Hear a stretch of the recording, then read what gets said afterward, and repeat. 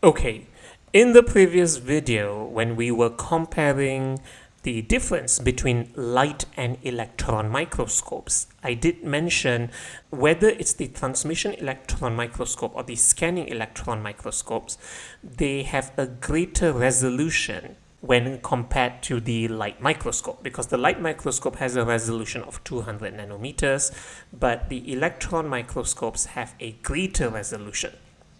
So immediately some students will have the assumption that electron microscopes are far more superior than the light microscope. Now, while that statement is actually true to a certain extent, there are some situations where the light microscope has an advantage over the electron microscope. So we are going to do the comparison between the two microscopes here. So we have the light microscope on the left and the electron microscope on the right, and we are going to talk about its advantages and disadvantages. Now, right off the bat, immediately what we can talk about is the advantage that light microscope has is the fact that it is cheaper, and because it is cheaper, it's more accessible to schools. Like, I'm sure that in your school you would have access to the light microscope.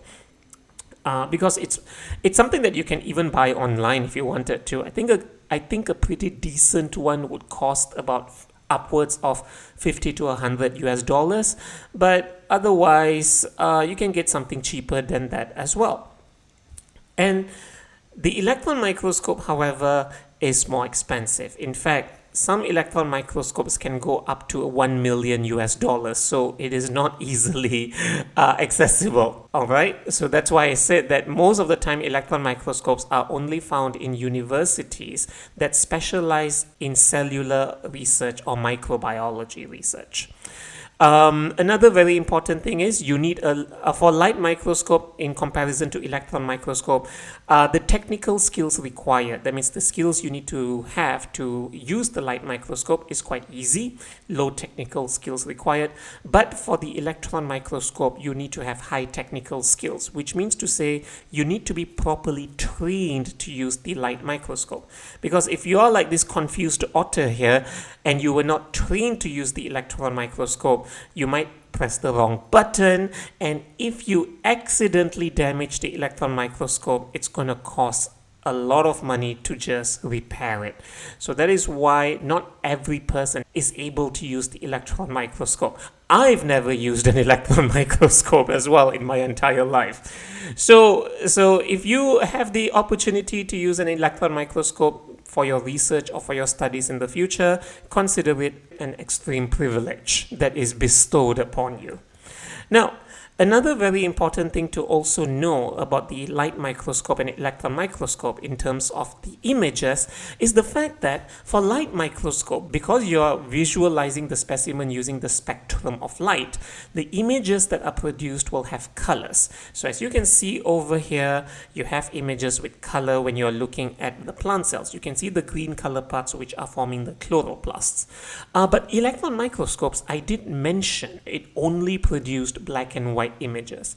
Now, immediately some students may say, but teacher, I've done some Google search or search online and I saw some images of the electron microscope with color. Now, those colors are called false colorations. That means a person has been commissioned to put in colors manually into the images, the black and white images. Are those the actual colors? No, they are not. But the reason why we put colors is just for us to easily differentiate the structures that you can see under the electron microscopes. So those are just called falsely colored images taken using the electron microscope. But the electron microscope seems to have 3 disadvantages over the 3 advantages of the light microscope, but the electron microscope has some major advantages as well. For example, the transmission electron microscope has a much greater resolution than light microscope, which is 0.5 nanometers. You can see extremely small things like viruses, ribosomes, even sometimes certain enzymes and molecules, by the way. Now, because of its greater resolution, it will also have a greater magnification, because when you're able to magnify Imagine taking a picture with your phone and then you're just zooming into the picture. It becomes blurry. The detail of the image is being lost because your phone has a limited resolution as well when it takes a picture. But the electron microscope has a greater magnification. You don't have to memorize the value, but light microscope, even the best ones, can only magnify an image up to about 2,000 times. But electron microscope can magnify a particular image up to almost 1,000,000 times. So that is why the electron microscope is sometimes used over the light microscope as well. But one of the most important things that the light microscope has as an advantage over the electron microscope is the fact that light microscope can observe live specimens, which means to say when you're looking at the image under the microscope, you're able to see how the cell moves. You're able to see mitosis, like the division of the chromosomes happening in real time. The problem is, in electron microscope, you can only view dead specimen or still images. Still images just basically means that the image is not moving at all. If you wanted to see the movement of chromosomes under 1,000,000 magnification of the electron microscope, it is impossible because those chromosomes are just stuck at that moment in time. Now, some students will then ask the question, why is it that under electron microscope we can only see dead specimens? It's a very easy reason, but you don't need to memorize it. For example, let's say the rectangle represents the inside of the microscope, and what is supposed to happen is the electron gun is supposed to shoot out the electron beams. It's supposed to hit the specimen. The electron beams have to be scattered on the screen. Sounds straightforward. Now, imagine if I gave you an electron gun and I asked you to shoot it at your friend. Please don't do that. Okay, obviously it's not a good thing, but it's not really a bad thing because electrons, you are constantly exposed to electrons from sun rays and such as well. But in this case over here, let's say you shot a high velocity of electron beams towards your friend or towards your enemy. I don't know. Is there a high chance that the electron will hit the person?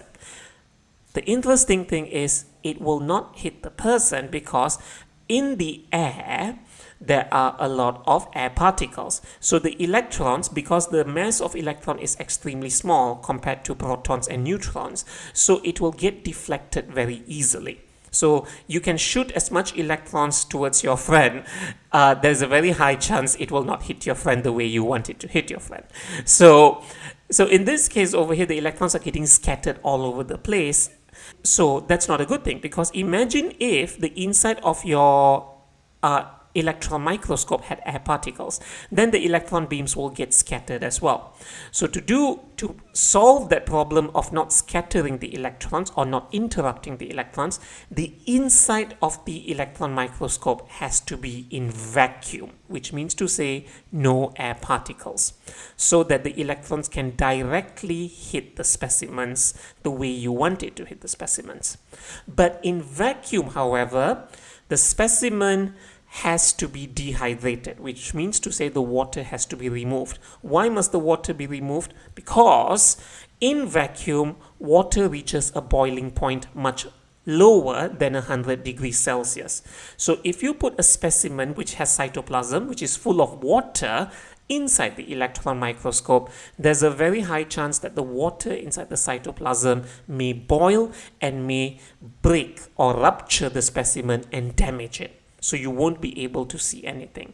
So to avoid the specimen from just bursting due to high temperature, the water has to be removed. But the problem is, when you remove the water, what happens to the specimen? The specimen is dead.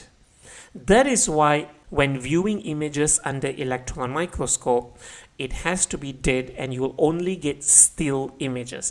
But that's where the light microscope has the advantage over electron microscope. So if you want to observe things like the movement of sperm cells or the division of the chromosomes during mitosis, or even, as you can see in this video here, a phagocyte chasing after a bacterium trying to eat it, those only can be seen using the light microscope. So I hope you understand the comparisons between the light microscope and electron microscope.